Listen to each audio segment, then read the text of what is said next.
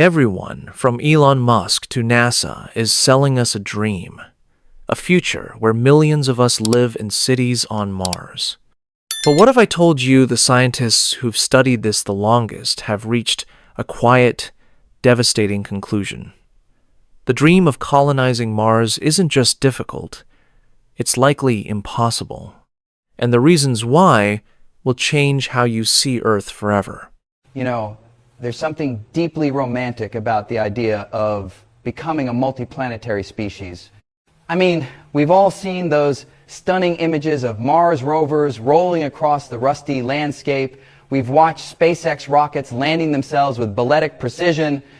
And we've heard Elon Musk talk with infectious enthusiasm about building cities on Mars within our lifetimes. It's exciting stuff, right? The notion that humanity might actually leave this pale blue dot and establish a foothold on another world, it feels like we're living in a science fiction novel. And look, I get it. I really do. The romance is powerful, the vision is compelling, and the engineering achievements required are genuinely mind-blowing. But here's the thing. There's a profound difference between what's technically possible and what's practically achievable. And when you start digging into the actual physics, the biology, the economics, and the logistical realities of Mars colonization, not the PowerPoint presentations, not the glossy concept art, but the hard science, you begin to realize that the people at NASA, the ones who've been studying this problem for decades, know something that doesn't often make it into the public conversation. They know, with a kind of quiet certainty, that colonizing Mars in any meaningful sense faces obstacles so fundamental, so deeply rooted in the laws of physics and biology, that it's not just difficult, it's likely impossible with anything resembling our current or near future technology. Now, I want to be clear about what I mean here. I'm not saying we can't send people to Mars. We absolutely can. We probably will within the next couple of decades. I'm not even saying we can't establish some kind of research outpost there, a sort of Antarctic station on another planet, where a rotating crew of scientists lives for months or even years at a time. That's feasible, though phenomenally expensive and risky. What I'm talking about is something different. The dream of genuine colonization.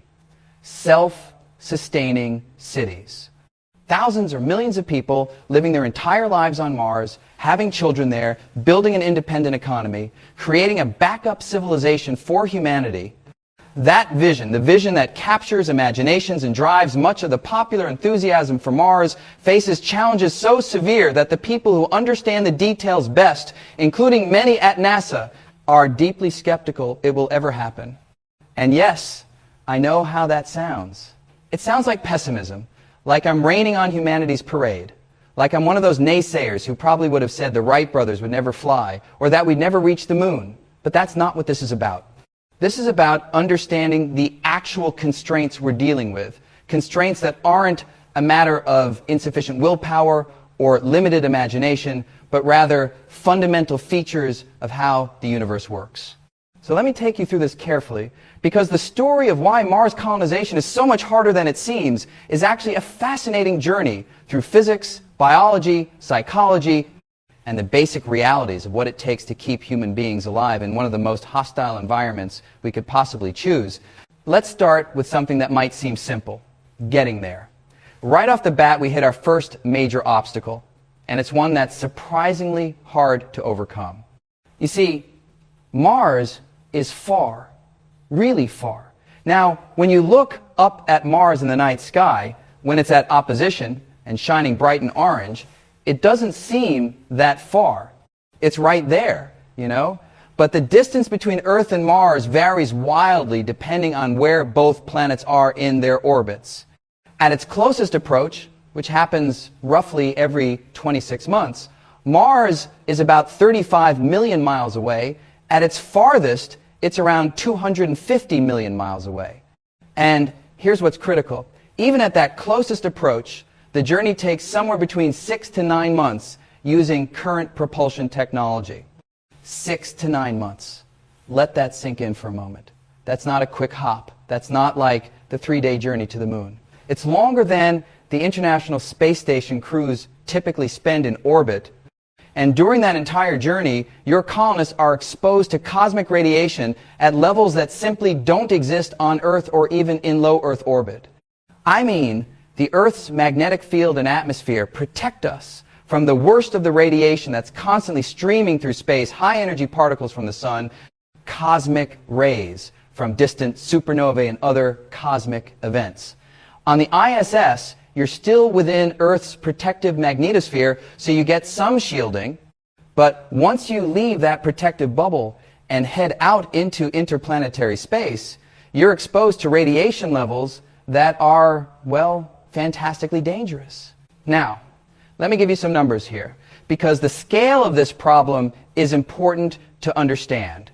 On Earth, you and I are exposed to about 0.3 to 0.6 rem of radiation per year from natural sources, cosmic rays that make it through the atmosphere, radiation from rocks and soil, that sort of thing. Astronauts on the ISS get about 20 to 40 rem per year, which is higher but still manageable for missions lasting 6 months to a year. But on a journey to Mars, estimates suggest that astronauts would receive somewhere between 30 to 60 rem during the 6 to 9 month transit, and that's in addition to whatever they'd receive on the Martian surface and during the return journey. We're talking about cumulative radiation exposure that starts pushing into ranges where you're significantly increasing cancer risk, where you might be affecting cognitive function, where you're potentially damaging DNA in ways that could affect reproduction. And here's where it gets even more problematic. Shielding against this radiation is incredibly difficult. You might think, well, can't we just build thicker walls on the spacecraft? And yes, you can add shielding. But here's the thing, adding shielding adds mass, and adding mass means you need more fuel to accelerate that mass, which means your rocket needs to be bigger, which means it's more expensive, and there are practical limits to how much mass you can reasonably launch into space with current technology. Moreover, some of the shielding materials you might think would work actually don't work that well against cosmic rays. When high-energy cosmic rays hit heavy materials like aluminum or lead, they can actually create secondary radiation through a process called spallation, where the cosmic ray smashes into atomic nuclei and creates a shower of additional particles. So you need sophisticated, lightweight shielding materials, perhaps water or hydrogen-rich plastics or specialized composites, and even then, you can't eliminate the risk entirely. Some proposals suggest using the spacecraft's water supply and food stores as radiation shielding, arranging them around a storm shelter where astronauts could retreat during solar flares. That's clever, and it helps, but it doesn't solve the baseline cosmic ray problem. Other ideas involve using electromagnetic fields to deflect charged particles, essentially creating an artificial magnetosphere around the spacecraft. That's fascinating. From a physics standpoint, you generate a magnetic field strong enough to bend the trajectories of incoming charged particles away from the habitable areas of the ship, but the power requirements are enormous. And we don't currently have a tested, working system that could do this for a multi-month journey. Now, let's say we solve the radiation problem, or at least minimize it to acceptable levels. We've still got 6 to 9 months of microgravity to deal with.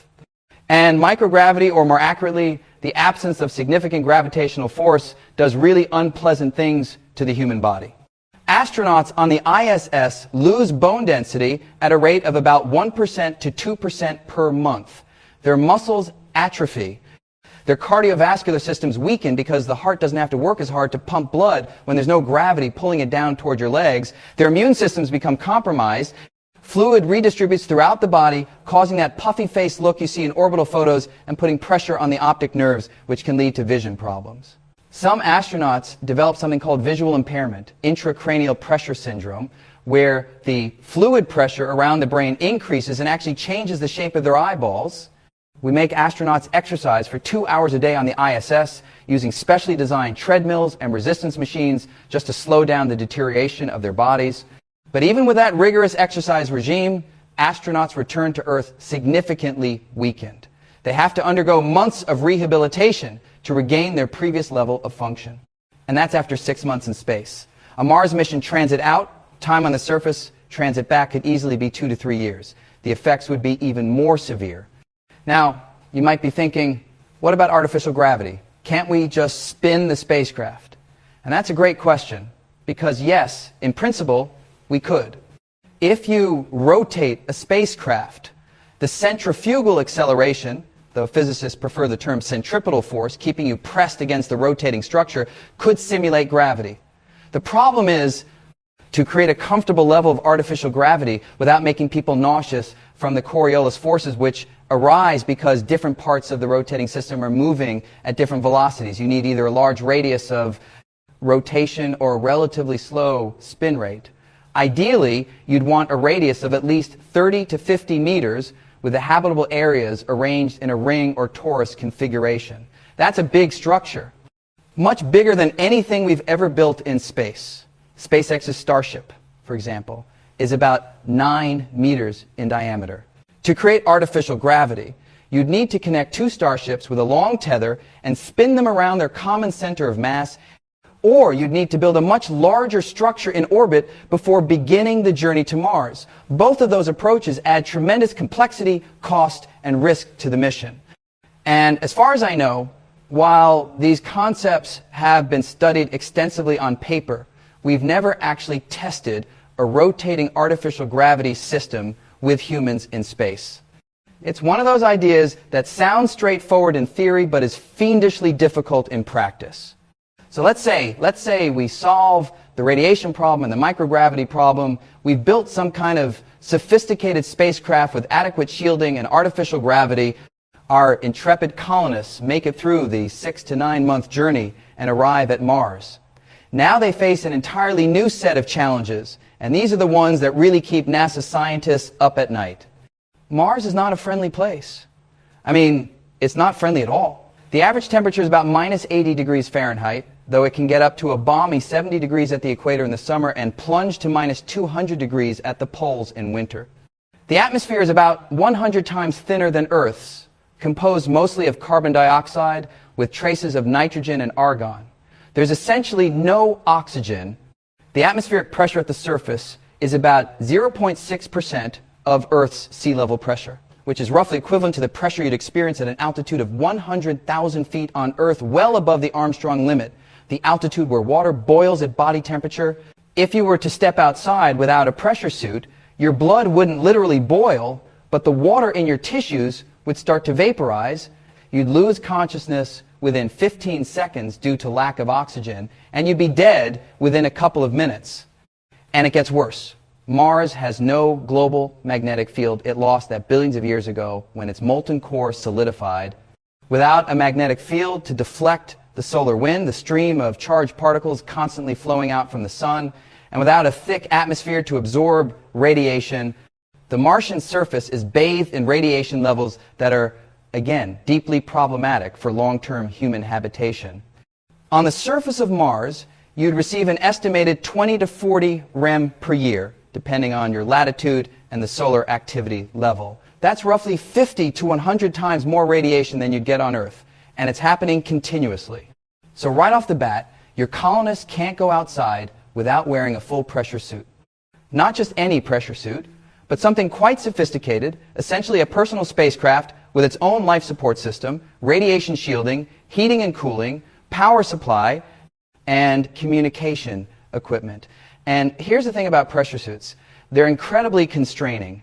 Moving around in one is exhausting. Doing any kind of manual work is slow and difficult. The Apollo astronauts reported that their hands would become fatigued from working against the pressure of the gloves. And Apollo missions lasted days, not years.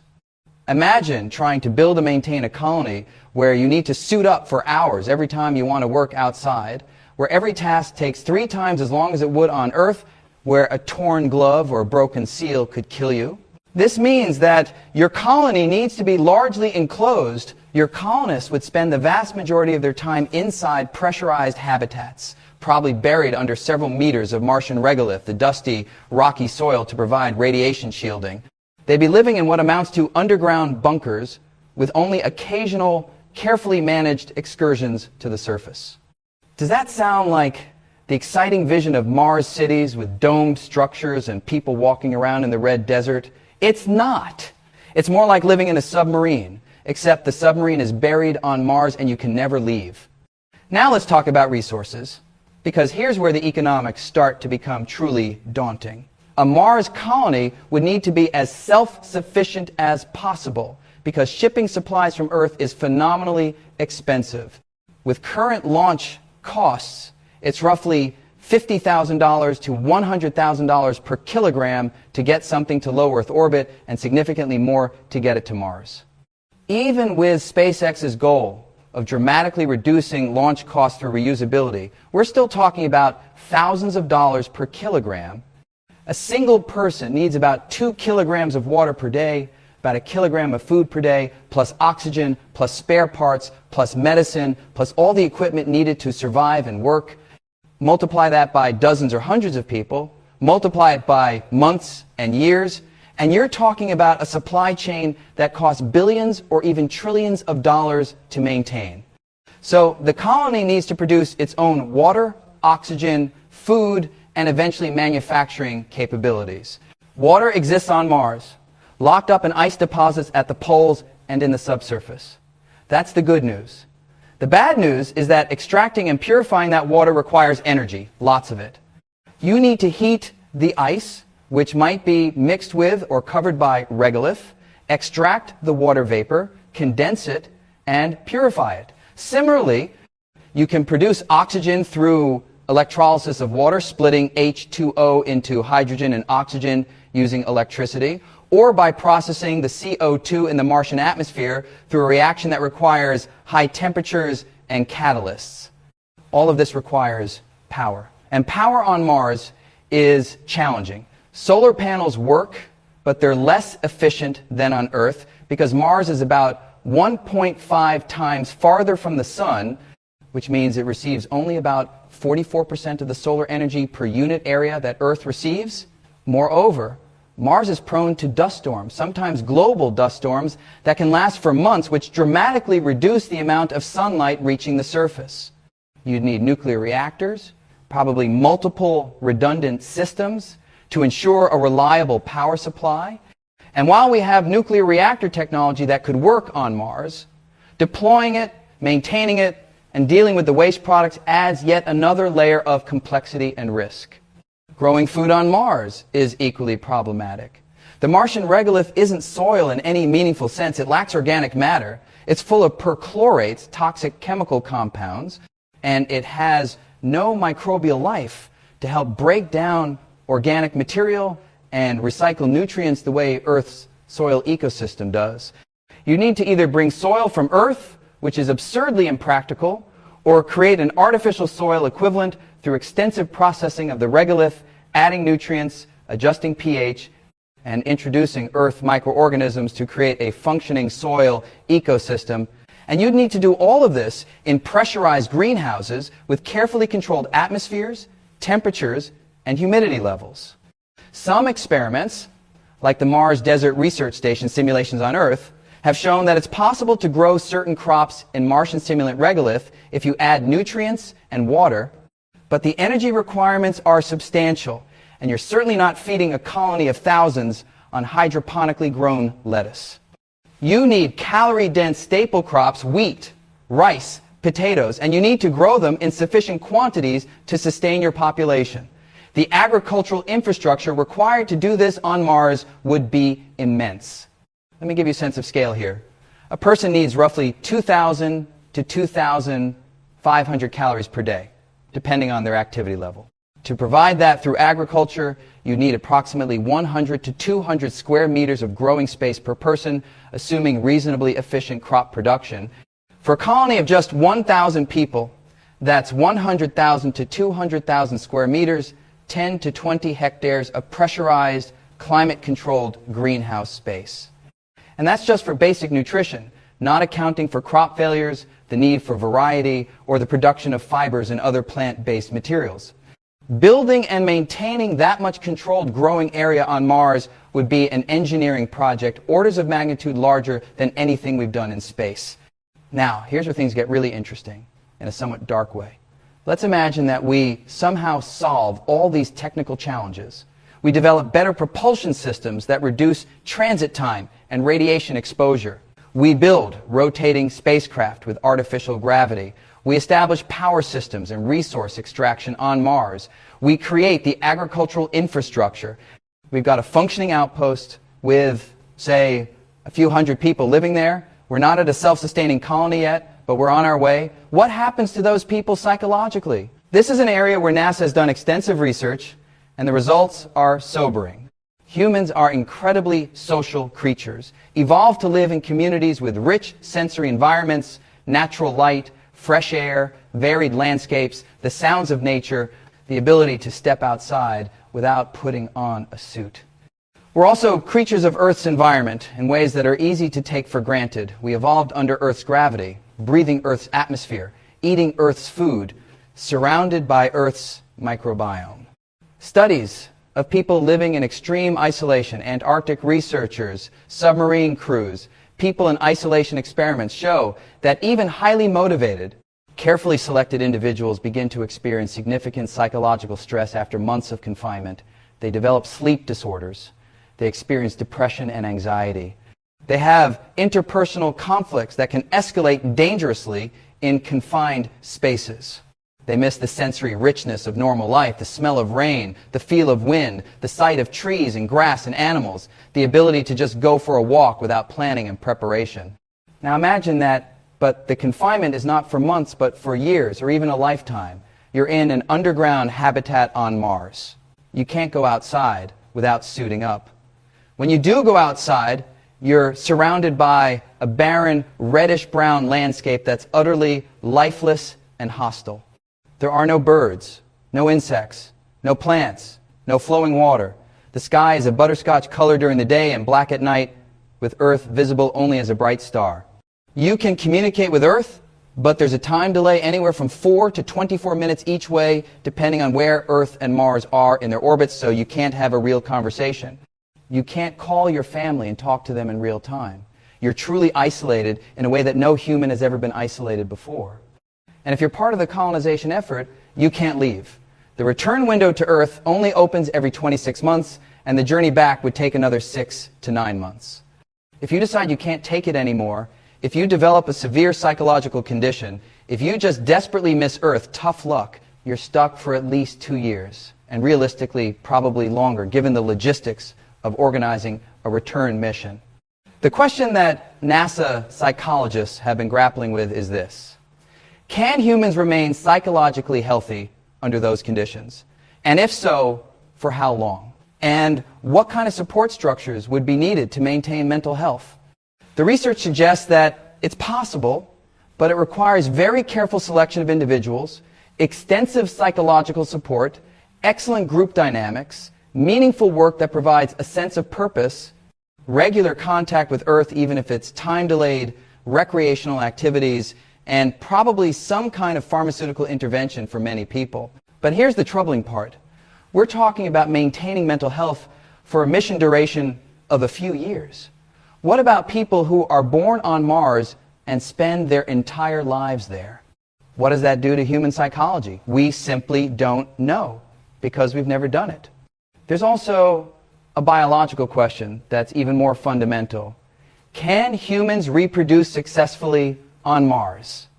You might think, of course they can. Why wouldn't they? But remember, every mammal species has evolved under Earth's gravity. Pregnancy, fetal development, childbirth, these are all processes that occur in a 1-gram environment. Mars has only 38% of Earth's gravity. What does that do to gestation? We've done experiments with mice and rats in microgravity, and the results are concerning. Reduced fertility, abnormal fetal development, complications during pregnancy. Now, Mars has some gravity, which is better than none, but is 0.38 grams enough? We don't know. We've literally never tested it with any mammal. There are theoretical concerns about how amniotic fluid would behave differently in lower gravity, how the developing skeleton would form without the stress loading that Earth's gravity provides, how the cardiovascular system would develop, how childbirth mechanics would work. Some researchers speculate that human reproduction might be possible on Mars with medical intervention, perhaps through cesarean sections, perhaps with artificial support for fetal development. But it's entirely possible that natural human reproduction is impossible or highly risky in Martian gravity, which would mean that a true colony, a self-sustaining population growing through births, might be biologically unfeasible. And even if babies can be born on Mars, what happens to their development? Children raised in 38% gravity would develop weaker bones and muscles than Earth children. Their cardiovascular systems would be adapted to Martian conditions. They might grow taller because there's less gravitational compression on the spine. But here's the really troubling implication. They might never be able to return to Earth. A person born and raised on Mars might find Earth's gravity intolerable. Their heart might not be strong enough to pump blood effectively against 1 gram. Their bones might fracture under their own weight. They would, in a very real sense, be Martians adapted to Mars and perhaps unable to survive on Earth. Is that ethical? To create a population of humans who are permanently exiled from the homeworld of their species, who can never experience the oceans, the forests, the biodiversity, the full richness of the planet that shaped human evolution?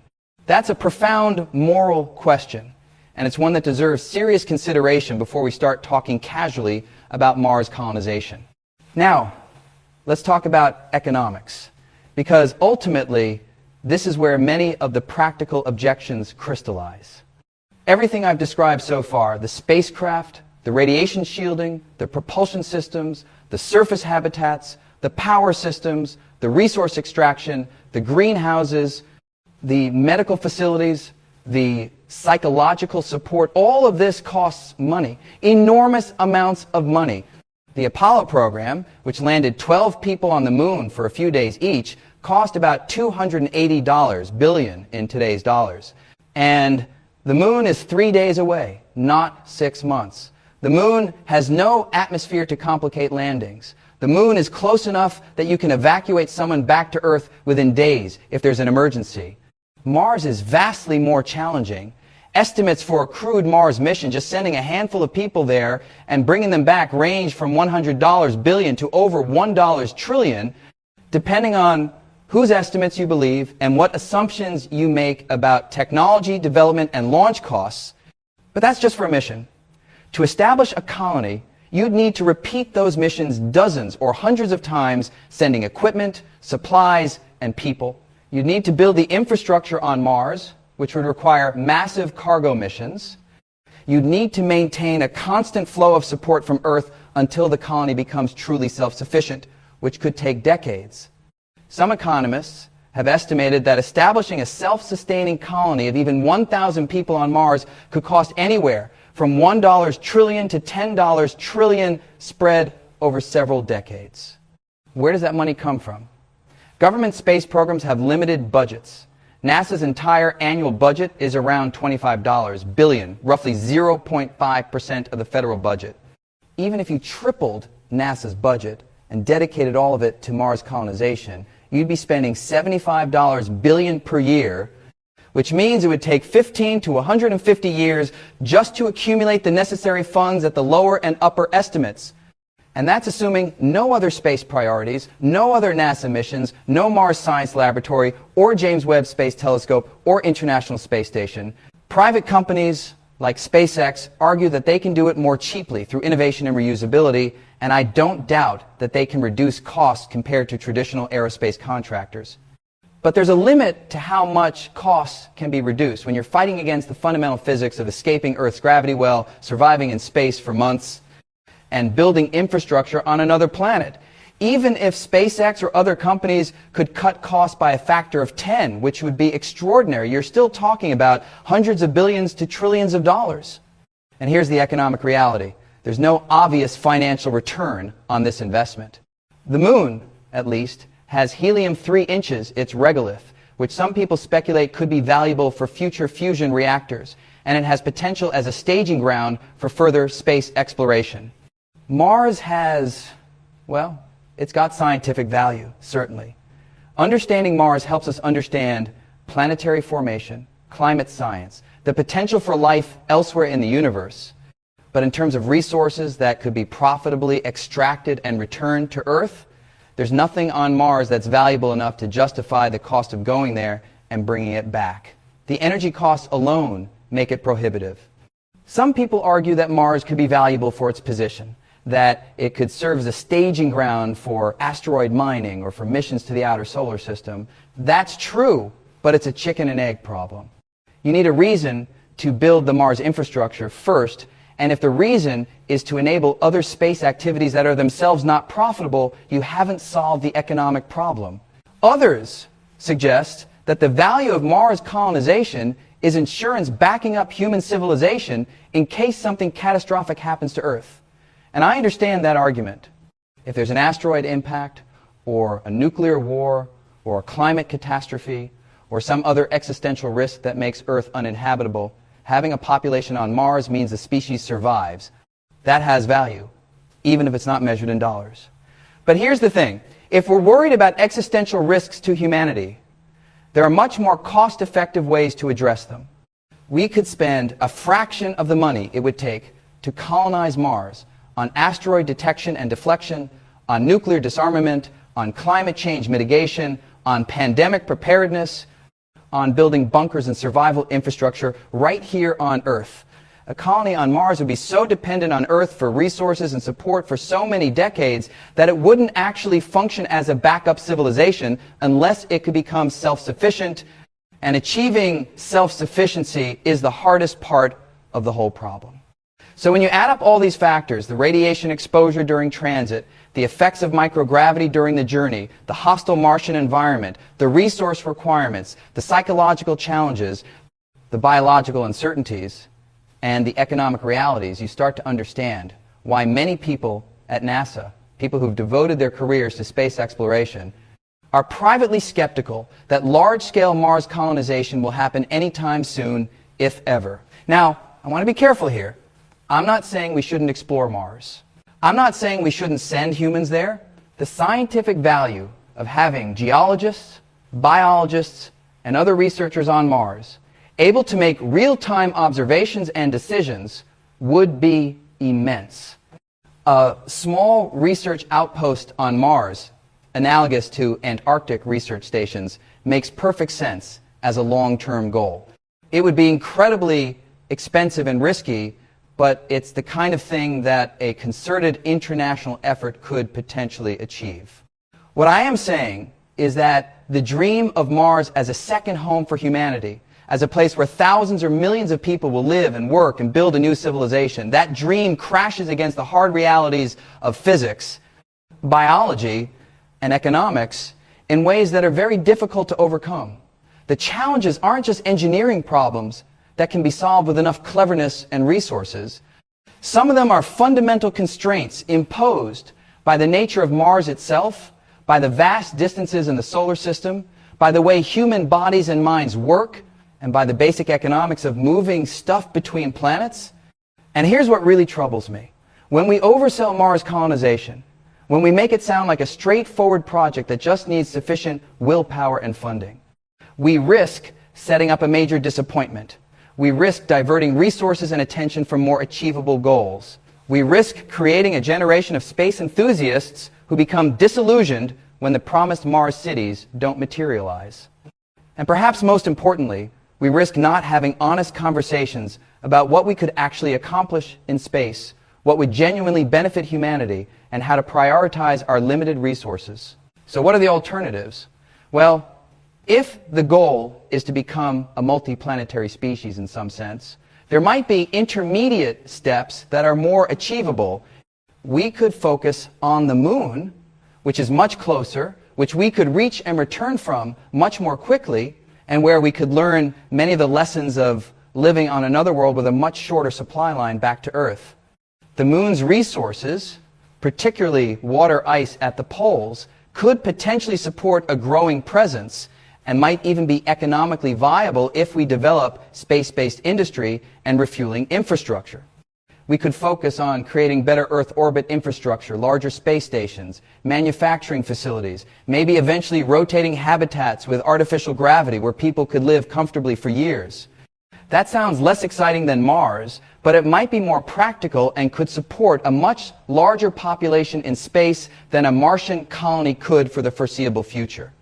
We could invest heavily in robotic exploration and telepresence, developing increasingly sophisticated robots that can be controlled from Earth or from orbit with minimal time delay, allowing human intelligence to guide exploration without exposing human bodies to the dangers of the Martian environment. As virtual reality technology improves, we might reach a point where scientists on Earth can have an experience that's remarkably close to being on Mars, manipulating telepresent robots to dig, sample, and analyze the Martian surface in real time. Or, and this might sound heretical coming from someone who loves space exploration, we could invest those trillions of dollars in solving problems right here on Earth, in developing sustainable energy systems, in preserving biodiversity, in improving education and healthcare, in pulling people out of poverty, in mitigating climate change, because here's a truth that we don't often acknowledge. Earth, even a damaged Earth affected by climate change or other human-caused problems, is still infinitely more habitable than Mars will ever be. The worst-case climate change scenarios would make some parts of Earth difficult to inhabit. Mars is already completely uninhabitable and always will be without massive life support infrastructure. Now, I can already hear some of you thinking, but what about the inspiration factor? Doesn't space exploration inspire young people to pursue science and engineering? Doesn't it push technological boundaries in ways that benefit everyone? And yes, absolutely. Space exploration has been an incredible driver of technological innovation and has inspired countless people to pursue scientific careers. But we need to be honest about what kinds of space exploration are actually achievable and inspiring.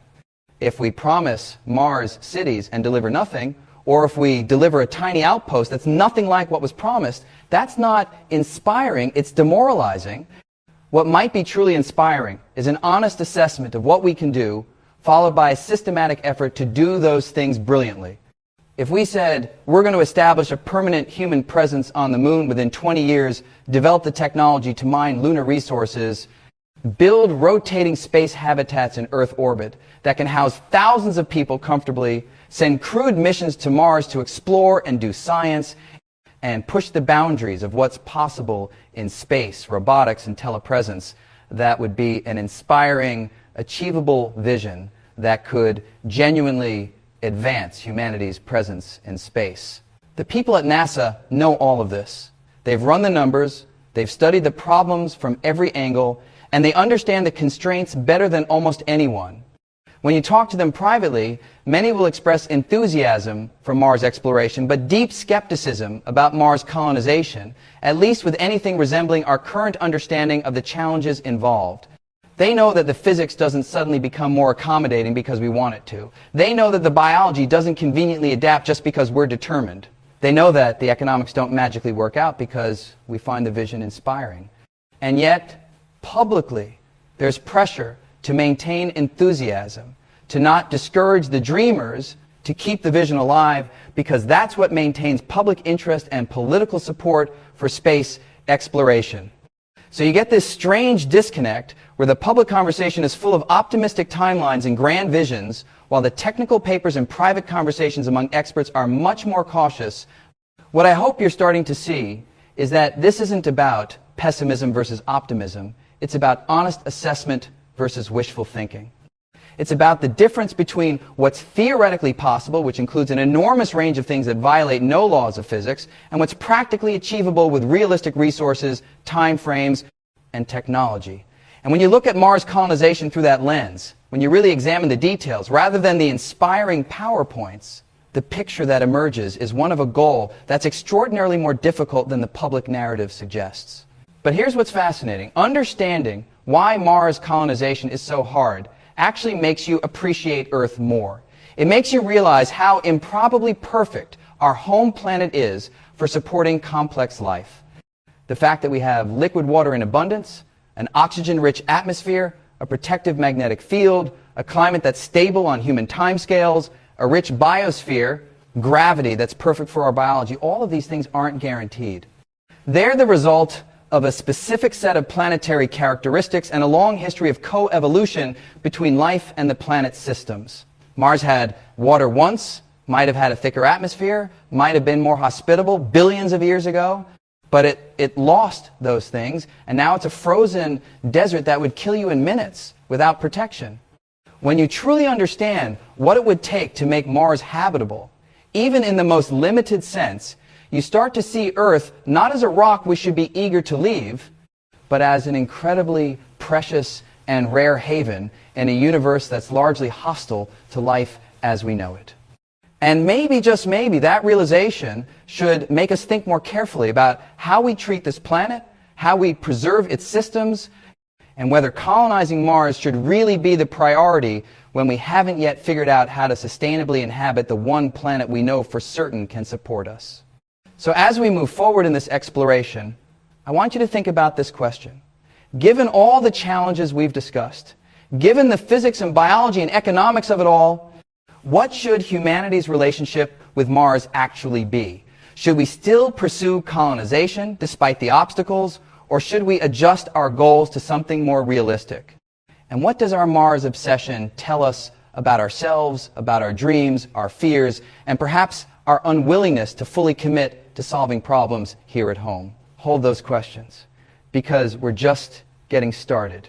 We've covered the overview, the basic challenges, but when we continue, I want to take you deeper into some of these problems to show you exactly why they're so intractable, and to explore what NASA scientists have concluded when they've really worked through the details. The story gets more fascinating and more sobering when you understand the specifics. So we've established that getting to Mars and surviving there is extraordinarily difficult. But now I want to dig deeper into something that doesn't get talked about nearly enough in the public discussions about Mars colonization: the sheer complexity of creating a truly self-sustaining system. Because here's the thing, and this is what keeps NASA engineers awake at night: a colony that depends on constant resupply from Earth isn't really a colony. It's an outpost, an expedition, a very expensive camping trip. A true colony has to reach what we call closure, the point where it can maintain and reproduce all of its essential systems without external input. And when you start mapping out what that actually requires, you begin to appreciate just how staggeringly complex Earth's biosphere is, and how utterly dependent we are on systems that took billions of years to evolve. Let me walk you through this, because it's a fascinating exercise in systems thinking, and it reveals challenges that are, well, they're profound. Let's start with something basic: manufacturing. On Earth, if you need a new tool, a replacement part, a computer chip, medicine, clothing, building materials, you go to a store or you order it online and it shows up. Behind that simple transaction is an unimaginably complex global supply chain. That computer chip in your phone required silicon refined from quartz sand, dozens of rare earth elements extracted from mines around the world, sophisticated manufacturing equipment that itself required thousands of components, factories powered by electrical grids, transportation networks, and workers with specialized skills ranging from material science to software engineering. Now imagine trying to replicate that on Mars. Not just one product, but all of them. Every single thing that a colony might need to survive and grow. You see, a Mars colony can't just manufacture the things it uses most frequently and import everything else, because imports from Earth cost thousands or tens of thousands of dollars per kilogram. So the colony needs to develop its own manufacturing capability, starting from raw materials available on Mars for essentially everything. That means you need to extract and refine metals from Martian regolith and rocks. You need to create polymers and plastics, probably from carbon-based feedstocks derived from the CO2 atmosphere. You need to manufacture electronics, which requires not just metals, but high-purity silicon, rare earth elements, and the ability to create semiconductor chips, something that currently requires some of the most advanced, expensive facilities on Earth. You need to produce medicines and medical supplies. You need to make textiles for clothing. You need to manufacture every tool, every machine component, every spare part. The technical term for this kind of self-sufficiency is in situ resource utilization, or ISRU, and it's an active area of research. Scientists have proposed various schemes for Martian manufacturing. You could use 3D printing with Martian regolith mixed with binding agents to create building materials. You could extract water from subsurface ice and electrolyze it to produce hydrogen and oxygen, using the hydrogen to reduce iron oxide in the regolith and produce metallic iron. You could grow bacteria or algae in bioreactors to produce organic compounds. Some researchers have even proposed using genetically engineered organisms to process Martian materials and produce useful substances. But here's what you have to understand. Every one of these processes requires equipment.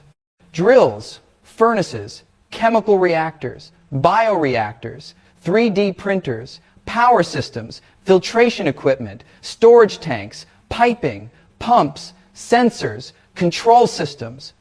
And all of that equipment needs to be maintained. Parts wear out, seals fail, electronics malfunction. In Antarctica, research stations have entire warehouses of spare parts and still frequently need to wait for annual resupply ships to bring critical components. On Mars, you can't wait for a ship. The next launch window is 26 months away. So, you don't just need manufacturing capability, you need a complete manufacturing ecosystem that can produce its own spare parts. You need what's called a self-replicating industrial base. And we've never built anything like that anywhere, not even on Earth. On Earth, we don't need to, because we have the entire planet's resources and infrastructure available. If a factory in Germany needs a specialized component, they can order it from Japan and have it delivered in days.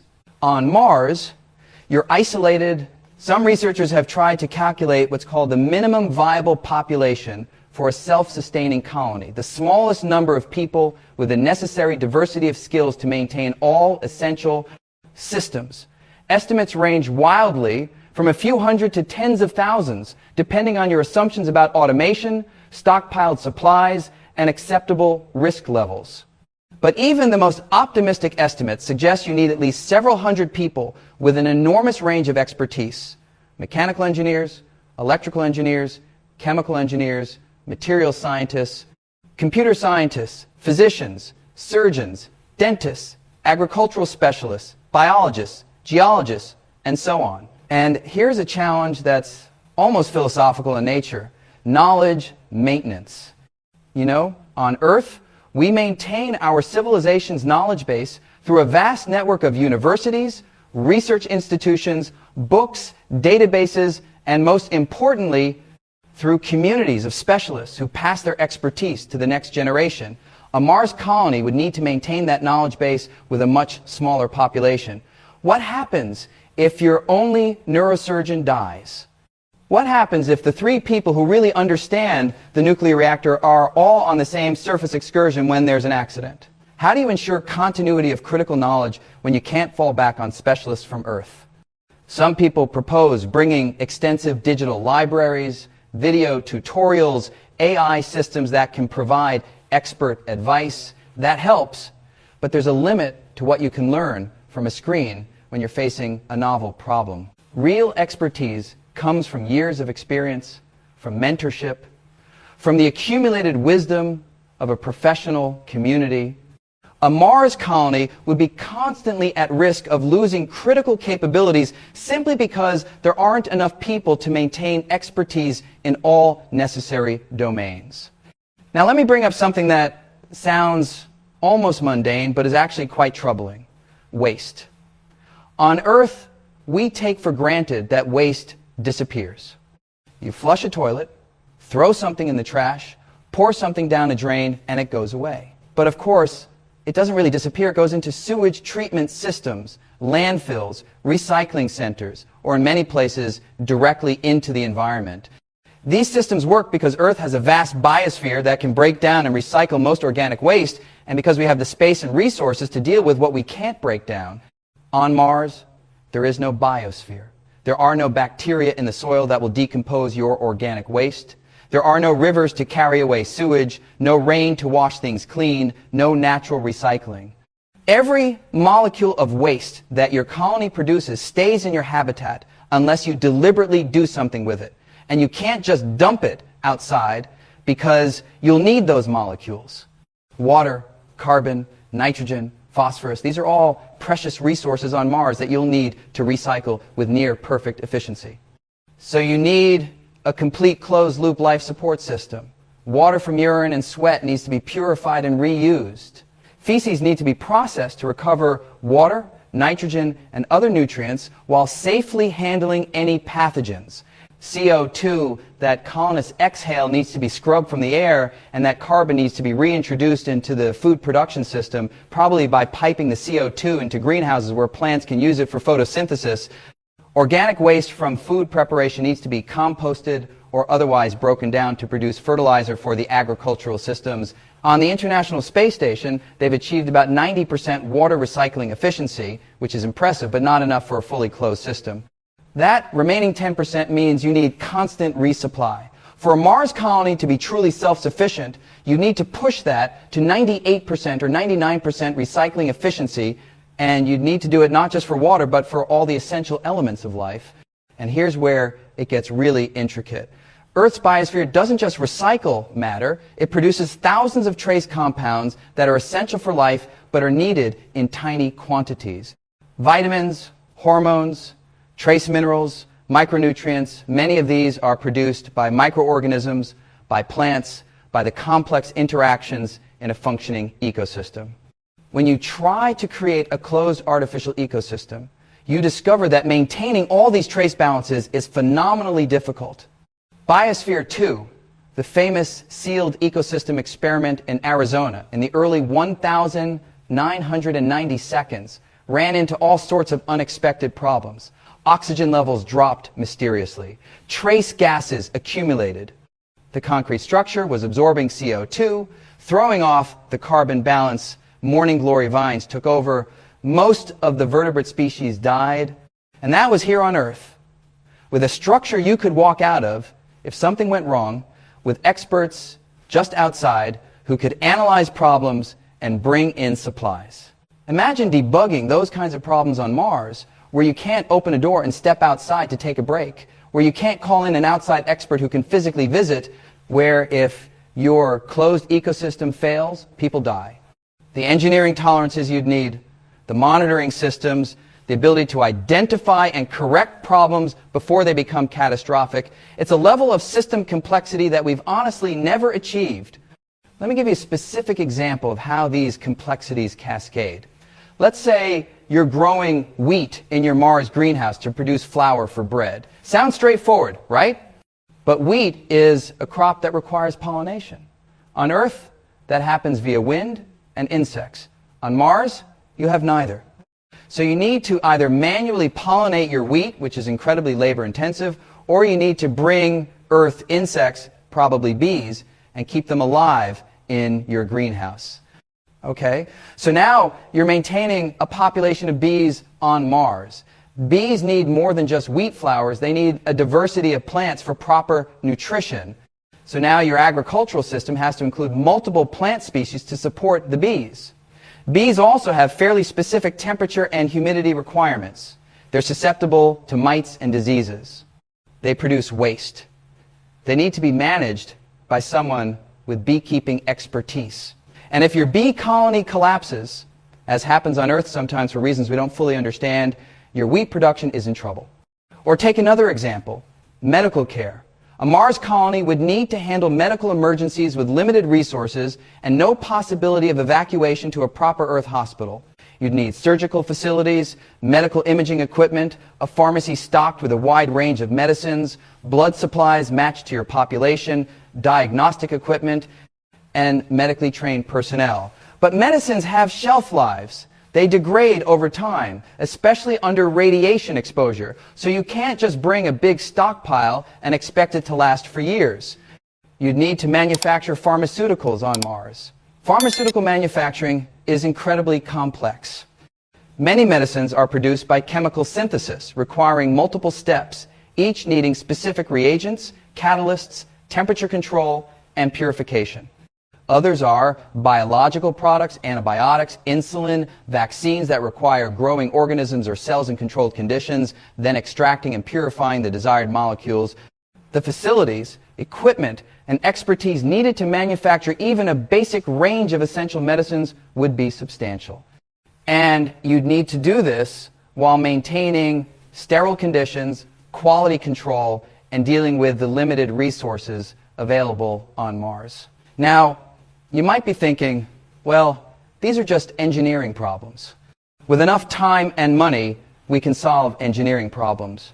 And look, I'm a physicist. I have tremendous respect for what engineers can accomplish. The fact that we've sent rovers to Mars, that we've kept humans alive on the ISS for decades, that we've built the complexity of modern civilization, engineers are capable of amazing things. But there's a difference between problems that are difficult but solvable and problems that may be fundamentally intractable with realistic constraints. Let me introduce you to a concept from ecology called the minimum viable ecosystem. Ecologists have found that ecosystems below a certain complexity tend to collapse. You need a certain diversity of species, a certain number of trophic levels, sufficient complexity in the food web for the system to be stable over long periods. When ecosystems become too simple, when you lose key species or reduce diversity too much, they become brittle. They're vulnerable to perturbations. A disease outbreak, a climate fluctuation, an invasive species, and the whole system can crash. Now, a Mars colony is trying to create an artificial ecosystem that's deliberately simplified to only include species useful to humans.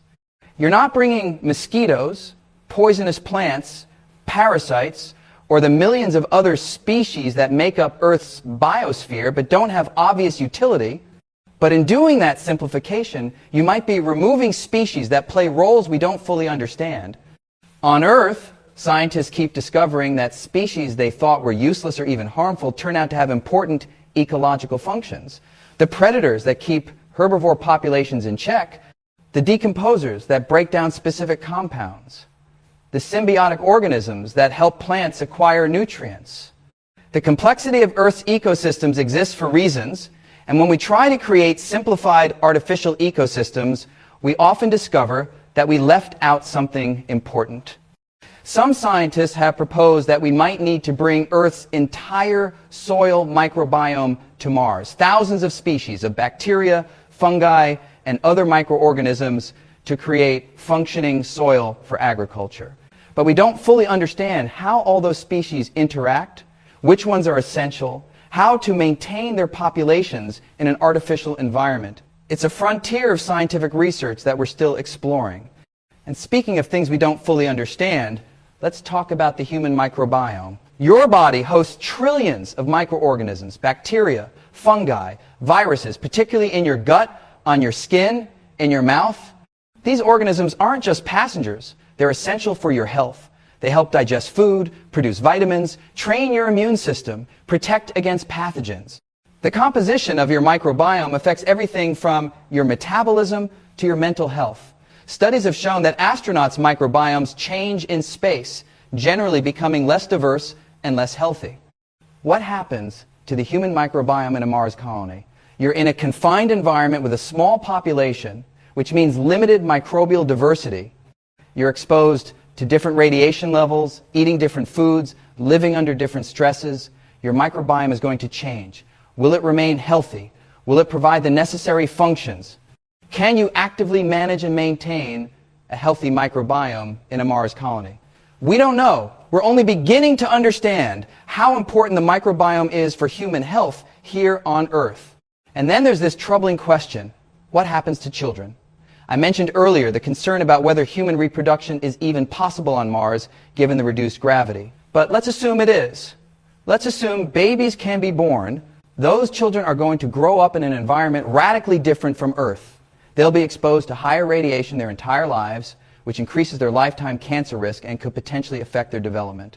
They'll grow up in 0.38 grams, which will shape how their bodies develop. They'll be raised in confined spaces, possibly underground, without access to the natural environments that humans evolved in. Child development research on Earth has shown how important environmental richness is for healthy cognitive and emotional development.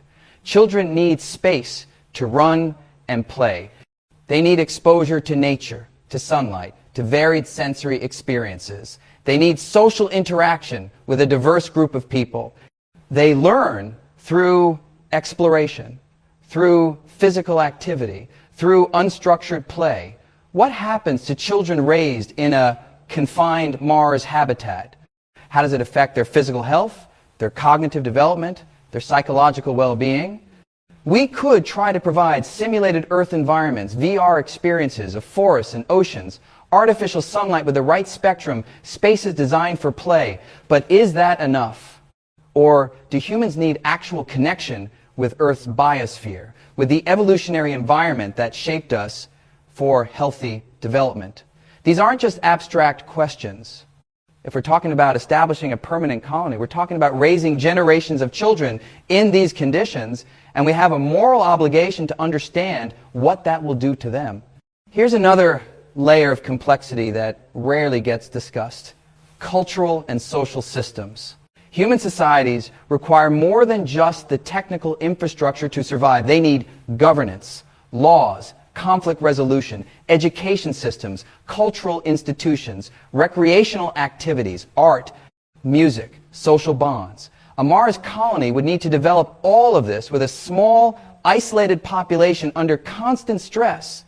Think about governance. Who's in charge? Is it a corporate hierarchy with employees taking orders from the company that funded the mission? Is it a democratic system where colonists vote on decisions? What happens when there's a conflict between what's good for the colony's survival and what individuals want? On Earth, if you don't like your government or your job, you can move. On Mars, you're stuck. That kind of forced cohesion can work for short-term missions where everyone's highly motivated and knows they're going home. But for a permanent colony, the potential for social friction, power struggles, even violence becomes very real. Antarctic research stations, which are probably our best analog for isolated, confined communities in hostile environments, have had problems. There have been fights, mental health crises, people who had to be evacuated for psychological reasons, and those are 6-month or 12-month tours with carefully selected personnel. Now imagine that environment lasting indefinitely, with nowhere to go, with the added stress of knowing that mistakes could be fatal, with the psychological weight of being humanity's outpost on an alien world. You'd need to carefully design your social systems, have robust conflict resolution mechanisms, provide psychological support, maintain morale through recreation and meaningful work. You'd need to think about how to maintain cultural identity and connection to Earth while also developing a unique Mars culture. You'd need education systems to train the next generation in all the skills they'll need. You'd need to think about relationships, families, how to handle breakups and divorces in a confined space, how to manage the social dynamics of a small community where everyone knows everyone. Some researchers who've studied isolated communities suggest that you'd want a population of at least a few thousand people to have enough social diversity, enough potential for different social groups and relationships to maintain psychological health over multiple generations. But remember, every person you add to your colony multiplies all the resource requirements, all the infrastructure needs, all the complexity. Now let me tell you about something that really drives home the challenge: the concept of system interdependencies. On Earth, different systems can fail somewhat independently. If there's a problem with food production in one region, other regions can ship in food. If a power plant goes down, the grid reroutes power from other sources. If a hospital runs out of a medicine, they can get it from another supplier. The redundancy and interconnection of Earth systems provide resilience. On Mars, everything depends on everything else in ways that create what systems engineers call tight coupling. Your power system needs to run your life support. Your life support needs your power system. Your agriculture needs both power and life support. Your manufacturing needs power and life support and agricultural products. Your medical system needs manufacturing and agriculture and power. Everything is connected, and failures in one system cascade to others. Imagine a scenario. There's a problem with your nuclear reactor. Maybe a critical component fails, maybe there's operator error, maybe a micrometeorite impact damages something, power output drops. Now your greenhouses start losing temperature control. plants start dying. Your life support system goes to backup power, but backup power is limited. You need to repair the reactor, but the repair requires a component that you need to manufacture, which requires power you don't have. You're cannibalizing power from less critical systems, but now those systems are at risk. The cascading failures start, and you're in a race against time to fix the problem before something becomes catastrophic. On Earth, you'd call for help. On Mars, help is 6 months away at best. You're on your own.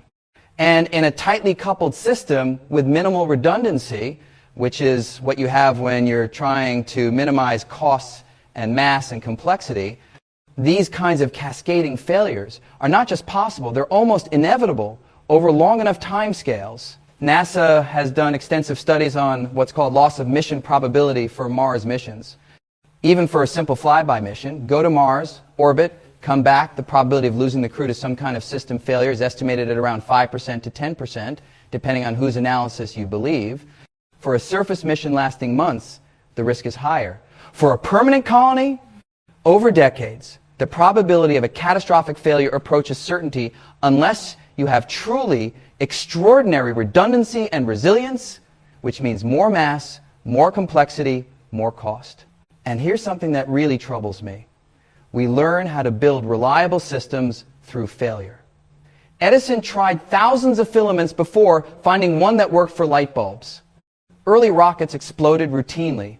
The first generations of almost every technology were unreliable, and we improved them through iterations of failure and redesign. But with Mars colonization, our error tolerance is extremely low. If a colony fails catastrophically, people die.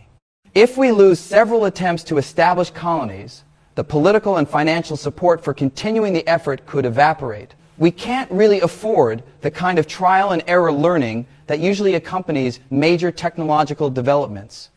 Some people argue that this is why we should start small, with outposts that can fail without loss of life, gradually building up capability, and that's wise, but it also extends the timeline enormously and increases the total cost because you're essentially running multiple preliminary missions to learn lessons before you attempt the real thing. Let me come back to something I touched on earlier but want to explore more deeply, the gravity problem. Mars's 0.38 grams is not just an issue for reproduction and child development. It affects everything about how a colony would function. Human bodies evolved for 1 gram. Our bones maintain their density because of the constant stress of supporting our weight against gravity. Our muscles stay strong because we use them to move ourselves and objects against gravity. Our cardiovascular system is designed to pump blood upward against gravity from our legs to our heart and brain. In reduced gravity, all of those systems weaken. We've seen this with astronauts in microgravity, and while Mars has some gravity, it might not be enough to prevent deterioration. Exercise can help, and colonists would need to exercise extensively. But even with exercise, there's likely to be some permanent adaptation to Martian gravity. Their bodies would become optimized for 0.38 grams, not 1 gram. Now here's the problem. This makes return to Earth difficult or impossible. After a few years on Mars, a colonist's cardiovascular system might not be capable of functioning properly in Earth's gravity. Their bones might be too weak to support their weight. The transition back to 1 gram could be dangerous or even fatal. So you're creating a population that's essentially trapped on Mars, unable to return to Earth without months or years of rehabilitation in a rotating spacecraft that provides artificial 1 gram gravity during the return journey. Is that ethical? To create people or to fundamentally alter people so that they can never return to their species' home world? It's not just a philosophical question, it has practical implications. If something goes wrong on Mars, if the colony fails or becomes unsustainable, you can't simply evacuate everyone back to Earth. They're physically adapted to Mars. You'd need to provide 1 gram rehabilitation facilities in space, which don't currently exist, and the process would be extremely difficult and expensive. Some advocates argue that this is acceptable, that people would choose to go knowing the risks, that pioneers have always faced similar irreversible commitments. And maybe that's true for the first generation of colonists who make an informed choice as adults. But what about their children born on Mars who never chose to be there? They're even more fully adapted to Martian conditions, even less able to experience Earth. We're creating, deliberately, a separate branch of humanity that's divorced from Earth, not by choice, but by biology. There's a thought experiment I sometimes use with students. Imagine we discovered a way to genetically engineer humans to survive more easily on Mars, maybe thicker skin that's more radiation resistant, more efficient oxygen processing, bones that maintain density in low gravity. Would we do it? Many people's instinct is to say no, that we shouldn't alter human biology, that fundamentally, but here's the thing, by putting people on Mars for extended periods, especially across generations, we're effectively doing the same thing through adaptation and selection. We're creating a population that's biologically distinct from Earth humans. It's evolution in action, just on a faster timescale and guided by environmental constraints rather than deliberate genetic engineering. Now, let me address something that comes up often. What about terraforming? The idea that we could modify Mars's environment over centuries or millennia to make it more Earth-like. It's a staple of science fiction, and I'll admit, it's a captivating concept. If we could somehow thicken Mars's atmosphere, warm the planet, release the CO2 and water locked in the polar ice caps and subsurface, maybe even introduce photosynthetic organisms to produce oxygen, then Mars could theoretically become more habitable. The problem is, the physics is working against us in ways that are hard to overcome. Mars lost its thick atmosphere billions of years ago, probably because without a global magnetic field to deflect the solar wind, the sun's charged particles gradually stripped away the atmosphere. If we somehow artificially thickened Mars's atmosphere, the same process would start stripping it away again. You need to continuously replenish it, which would require enormous ongoing energy input. Moreover, Mars doesn't have enough volatile material, CO2, water, nitrogen, readily available to create an Earth-like atmosphere, even if you released everything in the polar caps and subsurface. Some estimates suggest you'd need to import volatiles from somewhere else, perhaps by redirecting comets or asteroids to impact Mars. That's technically possible in theory, but the energy and precision required make it far beyond our current or foreseeable capabilities. And even if you could thicken the atmosphere and warm the planet, you'd still have the low gravity problem. You can't change Mars's mass, short of somehow moving enormous amounts of material from elsewhere in the solar system, which is just not realistic. So even a terraformed Mars would still have 0.38 grams, with all the biological implications that entails. Terraforming Mars, if it's possible at all, is a project measured in thousands or even millions of years, requiring technologies we don't have and energy resources that boggle the mind. It's not a solution to the near-term challenges of Mars colonization. It's a possible endpoint of a successful colonization effort that might eventually decide to undertake such a project. You have to have a functioning colony first, which brings us back to all the problems we've been discussing. So where does this leave us? We've got radiation exposure during transit and on the surface. We've got the biological challenges of reduced gravity. We've got the psychological stress of isolation and confinement. We've got the enormous complexity of creating a self-sustaining closed-loop system for life support, agriculture, and manufacturing. We've got the tight coupling of interdependent systems with minimal margin for error. We've got the challenge of maintaining a viable population with sufficient genetic diversity and knowledge diversity. We've got the profound questions about child development and the ethics of creating a separate branch of humanity adapted to Mars. And look, I haven't even gotten into some of the other challenges. The Martian dust is incredibly fine and electrostatically charged. It gets into everything, and it's probably toxic to breathe due to perchlorates and sharp particles. Handling that dust contamination while maintaining habitable spaces is a huge problem. Mars has dust devils and occasionally planet-wide dust storms that could damage solar panels, coat windows, interfere with equipment. The Martian day is 24 hours and 37 minutes, which sounds close to Earth, but that small difference can actually disrupt human circadian rhythms. Communication delays make real-time coordination with Earth impossible for anything requiring quick decisions. The psychological impact of seeing Earth as just a pale blue dot in the sky, knowing that everyone you've ever known except your fellow colonists is on that distant point of light. When NASA scientists and engineers sit down and really work through all of these challenges, when they model the systems and run the probability analyses and think about what could go wrong, they come to a sobering conclusion. Mars colonization, as it's popularly envisioned, thousands of people living in thriving cities, a second home for humanity, faces obstacles so fundamental and so numerous that it may never be achievable, at least not with any technology we can currently foresee. And this is where the difference between NASA's public message and the private assessments becomes most stark. Publicly, NASA has to maintain support for Mars exploration, has to keep the dream alive, has to inspire the next generation. So you get beautiful concept art and optimistic timelines. But in the technical papers, in the detailed mission studies, in the private conversations among the engineers and scientists who've spent decades studying these problems, the tone is very different. It's not that they're opposed to Mars exploration. Most of them are passionately in favor of it.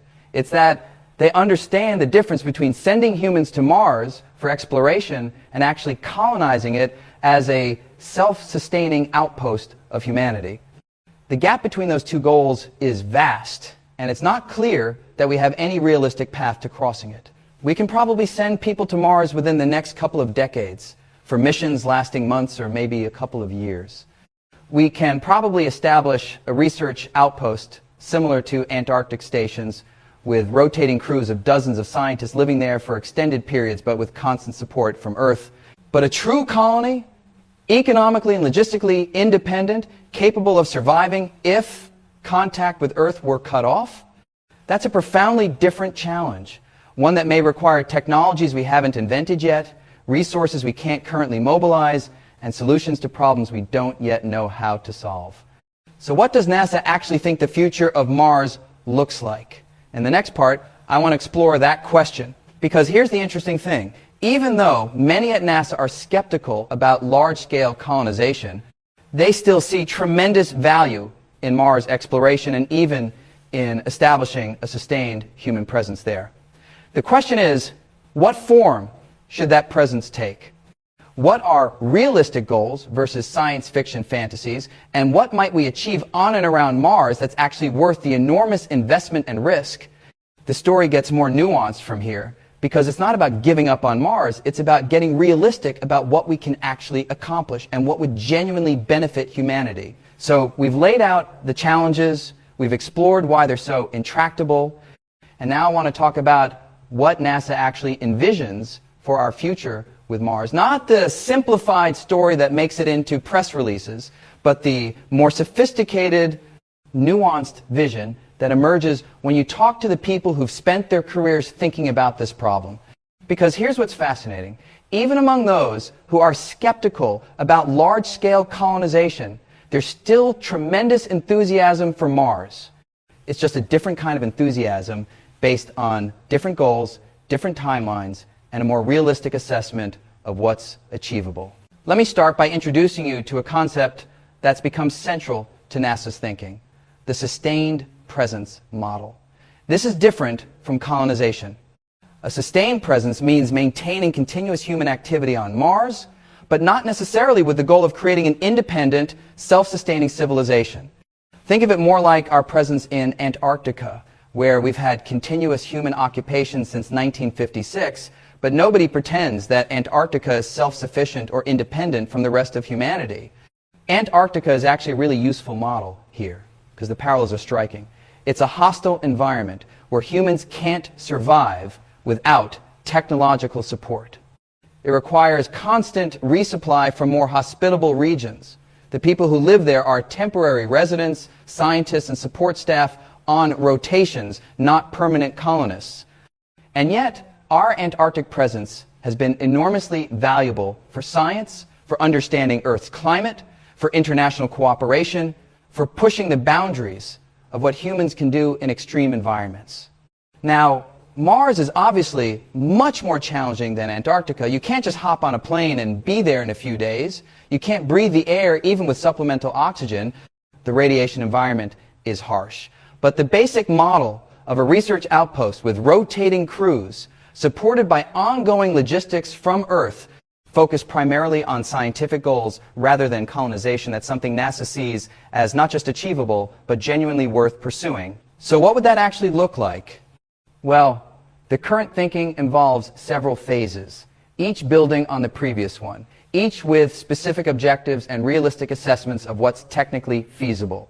And I want to walk you through this, because it's a story of how you accomplish ambitious goals by breaking them down into manageable pieces, by learning from each phase, by being honest about difficulties rather than pretending they don't exist. Phase one is what we're doing now, robotic exploration. And look, I know that sounds less exciting than putting humans on Mars, but the science we're doing with rovers and orbiters is genuinely remarkable.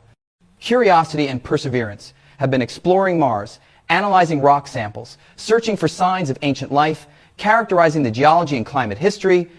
The Mars Reconnaissance Orbiter has mapped the planet in extraordinary detail. We've identified water ice deposits, analyzed the atmospheric composition, measured radiation levels, studied dust storms. Every mission teaches us more about what future human explorers would face. This phase continues and expands. Future robotic missions will likely include sample return, actually bringing Martian rocks back to Earth where we can analyze them with our most sophisticated instruments. That's incredibly valuable for understanding Mars's history, for searching for biosignatures that might indicate past life, for characterizing resources that future missions could utilize. And here's the thing, robots are getting better. Each generation is more capable, more autonomous, able to make more decisions without real-time control from Earth. As AI and robotics improve, the things we can accomplish without putting humans at risk expand dramatically. Phase two would be what NASA calls precursor missions, sending hardware to Mars in advance of humans. You'd send power systems, habitats, life support equipment, resource extraction systems, and you test them robotically to ensure they work before you risk human lives on them. This is just common sense, right? You don't send people to Mars and hope the life support works. You send the life support first, run it for a year, verify it can keep people alive, then send the people. These precursor missions would also start producing resources, extracting water from subsurface ice, generating oxygen from the atmosphere, maybe even producing rocket fuel for the return journey. There's this concept called in situ propellant production, where you use Martian resources to manufacture methane and oxygen, which can be used as rocket fuel. SpaceX's Starship is actually designed with this in mind. It runs on methane and oxygen, which can theoretically be produced on Mars. If you can make your return fuel on Mars, you dramatically reduce the mass you need to send from Earth, which makes the whole enterprise much more feasible. But here's the critical part. All of this gets tested and validated robotically first. You prove the systems work, you build up stockpiles of supplies, you create a functioning infrastructure. Only then do you send humans. And even then, you're probably talking about short duration missions, initially 30 to 90 days on the surface, just long enough to do work that robots can't do effectively, then return to Earth. This brings us to phase three, initial crewed missions. These would be exploration missions, not colonization. You'd send a small crew, probably 4 to 6 people, on what's called a conjunction class mission. You launch during a favorable orbital alignment, spend 6 to 9 months traveling to Mars, stay on the surface for 30 to 90 days during the first missions, then return to Earth on the next favorable alignment. Total mission time, around 2 to 3 years. The goals for these missions would be scientific. Geologists exploring interesting sites, looking for signs of past or present life, studying the planet's history and evolution. The human element is valuable here because people can make observations and decisions in real time, can navigate difficult terrain, can use judgment and intuition in ways that even advanced robots can't quite match. A human geologist on Mars could probably accomplish in a few days what takes rovers months or years, simply because of the ability to move quickly, to recognize interesting features, to adjust the exploration plan on the fly. These early missions would also test the systems that a more sustained presence would require. How well does the life support work? How do crews handle the psychological stress? What unexpected problems arise? What worked better than expected? Every mission is a learning opportunity, feeding data back into the design of future missions. Now, if those initial missions are successful, and that's a big if, because the risk is substantial, then you might move to phase 4, establishing a semi-permanent research outpost. This is where the Antarctica model really comes into play. You'd send crews on longer rotations, maybe 6 months to a year on the surface.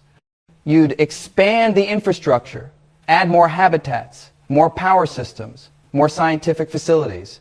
You'd start building up the capability to support a dozen or 2 dozen people continuously on Mars, with crews rotating every couple of years. The value proposition here is scientific research that requires sustained human presence, long-term studies of Martian geology, climate, and potential biology, testing technologies for resource utilization, maybe even using Mars as a platform for astronomical observations. Mars has advantages for certain types of astronomy. And the far side of Phobos, one of Mars's moons, could be an excellent site for a radio telescope array unaffected by Earth's radio noise. But here's what's crucial. Even in this phase, the outpost is not self-sufficient. It's continuously supported by cargo missions from Earth, bringing food, spare parts, medicine, equipment. The people there know they're temporary residents. They're employees of NASA or international partners or private companies, there to do a job, and they return to Earth when their rotation is complete. It's an outpost, not a colony. Now, you might be asking, if we get to phase 4 successfully, why couldn't we just keep expanding? Why couldn't that outpost gradually become more self-sufficient and eventually turn into a true colony? And that's a natural question. The answer is that you run into those fundamental challenges we discussed earlier. To move from an outpost to a colony, you need to close all those loops, life support, food production, manufacturing, medicine, to the point where you could survive indefinitely without resupply from Earth. And as we've discussed, the complexity and cost of doing that is so enormous that it's not clear it's achievable with realistic resources. So NASA's thinking is, let's focus on what we know we can do. Let's build a sustained research presence on Mars. Let's do extraordinary science. Let's learn how to live and work on another planet.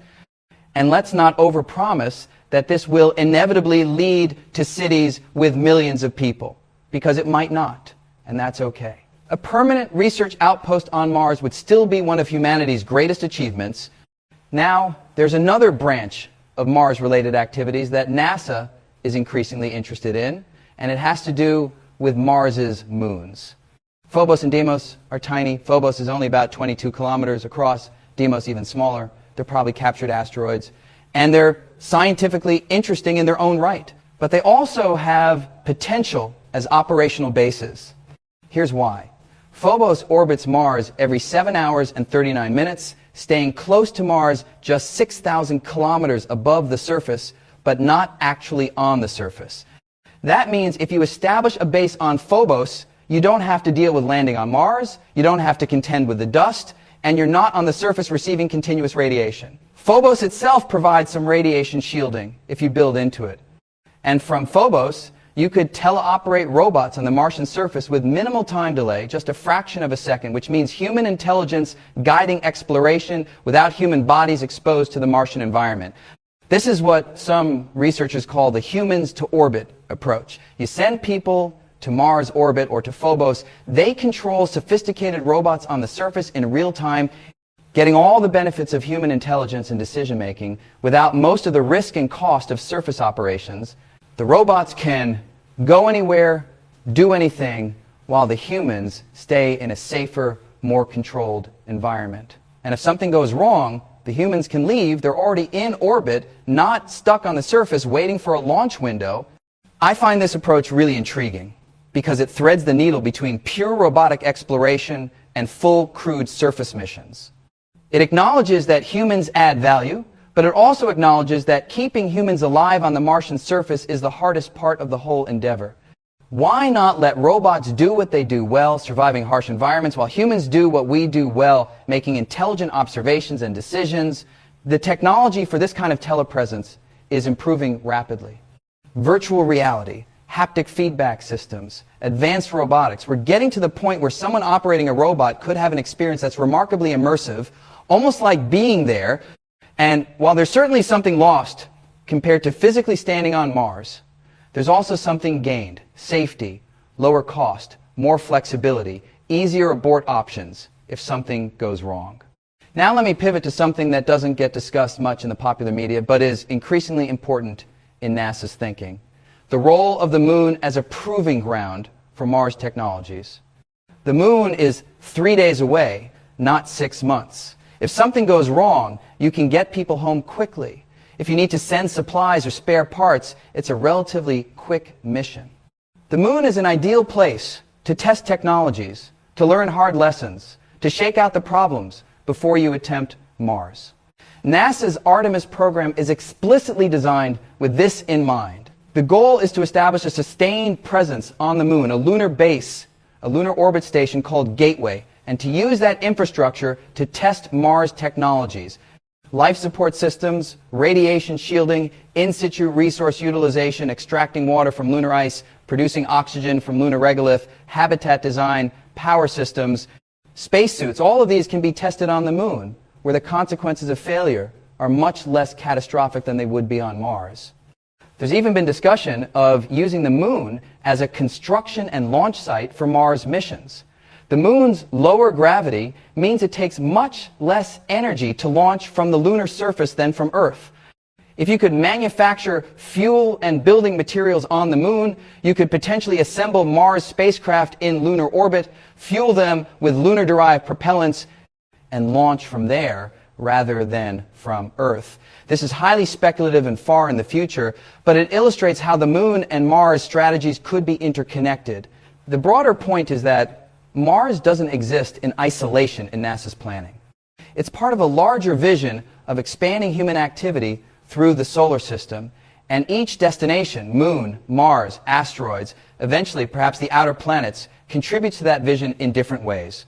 The moon teaches us near-Earth operations. Mars pushes us further. Asteroids might offer resources. Each step builds on the previous one. Now, I want to address something that often comes up when discussing realistic versus aspirational Mars goals: the role of private companies, particularly SpaceX. Elon Musk has been very vocal about his vision of Mars colonization, talking about sending 1 million people to Mars, establishing a self-sustaining city, making humanity multi-planetary. And look, I admire the ambition. I admire the rocket engineering that SpaceX has accomplished, the reusable Falcon 9, the Starship development, the dramatic reduction in launch costs. These are real achievements that are changing what's possible in spaceflight. But when Musk talks about Mars colonization timelines and scales, he's speaking aspirationally, not as a reflection of what NASA's detailed analyses suggest is achievable. He's a visionary entrepreneur trying to inspire people, mobilize resources toward an ambitious goal, and that's valuable. But it's not the same as a sober technical assessment of probabilities and constraints. What's likely to happen is that NASA and private companies like SpaceX will have a complementary relationship. SpaceX and others develop launch vehicles and transportation systems, reducing costs and increasing capability. NASA and international partners focus on the science, the crew safety, the life support, the detailed planning of missions. Government funding provides the stable, long-term financial basis, while private innovation contributes efficiency and new approaches. That partnership model has worked well for the Commercial Crew program that now takes astronauts to the ISS, and it could work for Mars too. But even with that partnership, even with reduced launch costs and improved technology, the fundamental challenges we've discussed remain. Getting to Mars becomes easier, but surviving there long term, establishing closure on all the essential systems, creating a genuinely self-sustaining presence, those challenges are unchanged by better rockets. They require breakthroughs in life support, in closed-loop ecology, in manufacturing, in understanding human adaptation to partial gravity, in solving the radiation problem, and those breakthroughs may or may not come. So, here's my honest assessment of where we're likely to be with Mars over the next century. We'll almost certainly send humans to Mars in the next couple of decades. The first missions will be short duration exploration, probably in the 2030 seconds or 2040 seconds, assuming political and financial support continues. Those missions will be harrowing, risky, and scientifically valuable. We'll learn enormous amounts both about Mars and about what it takes to keep humans alive in that environment. If those initial missions are successful, we'll probably establish a small research outpost by mid-century, similar to Antarctic stations, a few dozen people at most, rotating crews, continuous support from Earth. That outpost will do extraordinary science. It will discover things we can't even predict right now. It will test technologies and approaches that might be useful elsewhere in the solar system, and it will be a remarkable demonstration of what humans can accomplish when we set our minds to difficult challenges. But I don't think we'll see large-scale colonization, thousands of people, self-sustaining cities, an independent Mars civilization within this century or possibly ever, unless we have technological breakthroughs that we can't currently foresee. The challenges are just too fundamental, too numerous, too expensive to overcome with anything resembling current or near future technology. And importantly, I'm not sure we should see that as a failure. An ongoing research presence on Mars would itself be an extraordinary achievement. Now, let me complicate this picture a bit, because there is a scenario where large-scale Mars colonization becomes more plausible, and it involves a pretty radical shift in what we mean by human. If we're willing to modify human biology to be better adapted to Martian conditions, whether through genetic engineering, through cybernetic enhancement, through pharmaceutical interventions, or through allowing natural adaptation over many generations, then the feasibility calculation changes. Imagine humans with genetic modifications that make them more radiation resistant, that allow them to extract oxygen more efficiently from thin atmospheres, that maintain bone density and low gravity, that have enhanced immune systems and resistance to isolation stress. Imagine integrating humans with technology in deeper ways, brain-computer interfaces that enhance cognitive abilities, artificial organs that function better than biological ones in Martian conditions, exoskeletons that compensate for weak muscles. Some people find this vision exciting, a kind of directed evolution, humans intentionally adapting ourselves for new environments. Others find it troubling, worried about losing something essential about what it means to be human, about creating different classes of humans optimized for different environments. I'm not here to resolve that debate, but I want you to recognize that it's relevant to the Mars question. Because if we're willing to go down that road, if we decide that modifying ourselves is acceptable or even desirable, then Mars colonization becomes much more achievable. But it also becomes something different from what most people envision, not humans as we currently exist establishing cities on Mars, but transhuman or posthuman entities that are quite different from contemporary Homo sapiens making Mars their home. That's a profound choice with implications far beyond the technical challenges of spaceflight. Let me bring this back to where we started. The question of why NASA knows Mars colonization as typically envisioned will probably fail. The answer, you see, is not really about engineering or technology in isolation. It's about the gap between aspiration and reality, between what sounds plausible in a TED Talk and what works when you actually run the numbers and test the systems. NASA scientists and engineers are not pessimists. They're the people who put humans on the moon, who landed rovers on Mars, who built the International Space Station, who sent Voyager probes to interstellar space. They're optimists by disposition, people who've devoted their lives to pushing the boundaries of what's possible. But they're also rigorous. They understand that nature doesn't care about our dreams, that physics imposes hard constraints, that complex systems fail in unpredictable ways, that biology has requirements that can't be wished away. When those people look at Mars colonization, they see all the challenges we've discussed. They run probability analyses that show just how risky even the initial missions will be. They model the economics and see numbers that are staggering. They think about all the things that need to go right for a colony to succeed and all the things that could go wrong, and they're sobered by the analysis. But here's what they also see: an incredible opportunity for exploration, for science, for pushing human capabilities, for international cooperation on a grand challenge. They see the value in trying, even if the ultimate goal of large-scale colonization remains elusive.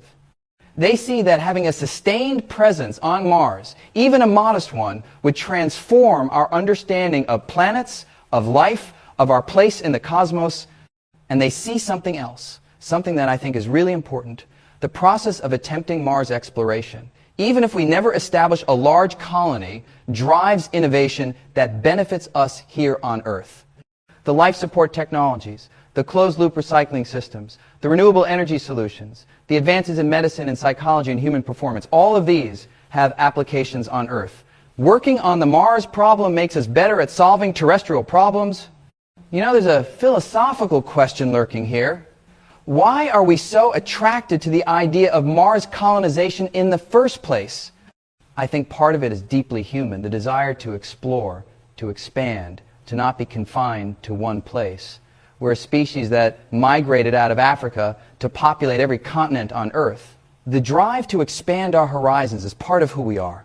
But I also think the Mars obsession reflects something about our current moment. We're worried about Earth, about climate change, about resource depletion, about geopolitical instability, about existential risks from nuclear weapons or bioengineered pandemics or artificial intelligence. Mars represents, in some psychological sense, an escape hatch. If we mess up Earth, we'll have somewhere else to go. But here's the uncomfortable truth that I think we need to confront. We can't escape Earth's problems by going to Mars. Mars is harder than Earth, always will be, no matter how much we damage Earth's environment. If we can't figure out how to live sustainably on a planet that's naturally habitable, that has breathable air and liquid water and a protective magnetic field and a functioning biosphere, what makes us think we can figure out how to live on a planet that has none of those things? The technologies and social systems we'd need to establish a successful Mars colony, closed-loop resource recycling, sustainable energy, highly efficient food production, conflict resolution in confined communities, long-term thinking about resource management, these are exactly the things we need here on Earth. If we develop those capabilities, we'd be better off just applying them on Earth rather than trying to replicate them on Mars at enormous cost and risk. This doesn't mean Mars is pointless. It means that Mars should be about expanding our knowledge and our capabilities, not about escaping our responsibilities to the one planet we know for certain can support us. Mars should be a destination for exploration and science, not a backup plan that excuses us from taking care of Earth. And when you look at it that way, when you adjust your expectations from Mars will save humanity to Mars will teach us about the universe and push us to develop new capabilities, the whole endeavor becomes more honest and in some ways more exciting. Because then you're not promising things you can't deliver, you're being clear about what's achievable and why it's valuable. NASA understands this, even if they don't always articulate it clearly in public communications. The value of Mars is not that millions of people will live there. The value is in the attempt in what we learn, in what we develop, in how we grow as a species by taking on difficult challenges. Let me end with a thought experiment. Imagine it's 100 years from now. We've sent multiple crewed missions to Mars. We've established a small outpost that's been continuously occupied for decades. Crews rotate through, spending a year or two on the surface, doing remarkable science, pushing the boundaries of human endurance and capability. But there are only ever a few dozen people there at most, and the outpost remains dependent on regular resupply missions from Earth. Is that a failure? I don't think so. That represents an extraordinary expansion of human presence in the cosmos. It means we've learned to operate sustainably on another planet, even if not completely independently. It means we've discovered things about Mars that we couldn't learn any other way. It means we've developed technologies and capabilities that have applications throughout the solar system, and it means that humans have stood on another planet, looked up at Earth in the sky, and expanded the sphere of direct human experience beyond our home world. That's not the Mars city with 1 million people that Elon Musk dreams about. It's not the science fiction vision of terraformed Mars with outdoor cafes and parks. But it's real, it's achievable, with sustained effort and resources, and it's genuinely worth doing. The trick is to embrace that more modest but attainable vision rather than being disappointed that we didn't achieve the impossible. And that requires being honest about the challenges, about what NASA actually knows versus what makes for good marketing, about the difference between aspiration and assessment. I started this by saying that NASA knows Mars colonization will fail, and I want to be precise about what I mean by that. They don't know that we'll fail to do extraordinary things on Mars. They don't know that human presence on Mars is impossible. What they know is that the specific vision of Mars as a second home for humanity, as a self-sustaining civilization independent from Earth, as a solution to Earth's problems, that vision faces challenges so severe that it's unlikely to be realized in any time frame we can reasonably project into. But they also know that the journey toward that impossibly difficult goal will yield tremendous benefits, that attempting Mars exploration will drive innovation, will inspire young people, will expand human knowledge, will demonstrate international cooperation, will push us to solve problems that need solving anyway. The value is in the pursuit, in what we become by reaching for something difficult, even if we don't fully achieve the grandest version of the dream. And maybe that's the real lesson here, that it's okay to have ambitious goals that we might never fully reach, as long as we're honest about the challenges, as long as we value the journey itself, as long as we don't let the pursuit of the impossible distract us from the achievable. Mars will teach us, will inspire us, will push us to be better, but it won't save us. Only we can save us by being smart and ethical and honest about what we're capable of and what we need to do right here on the one planet that's already perfectly suited to human life. The universe is vast, and Mars is just one small world within it. Our future may well include Mars, but it will include many other destinations and endeavors too. What matters is that we approach all of it, Mars, the Moon, near-Earth space, and most importantly, Earth itself, with clear eyes, with scientific rigor, with ethical consideration, and with honest assessment of what's truly possible versus what's merely hoped for. NASA knows this. The question is, when will the broader public conversation about Mars catch up to what the experts have understood for years? When will we be ready to embrace a more realistic but still inspiring vision of humanity's future with Mars? Because when that happens, when we align our expectations with reality, that's when we'll be positioned to accomplish truly remarkable things, not by pretending challenges don't exist, but by facing them honestly and working systematically to overcome the ones we can while accepting the limits we can't change. That's the real story of Mars. Not the fantasy of escape and colonization, but the reality of exploration, discovery, and the endless human drive to understand and engage with the universe around us, even when that universe makes it clear just how precious and rare our home planet truly is.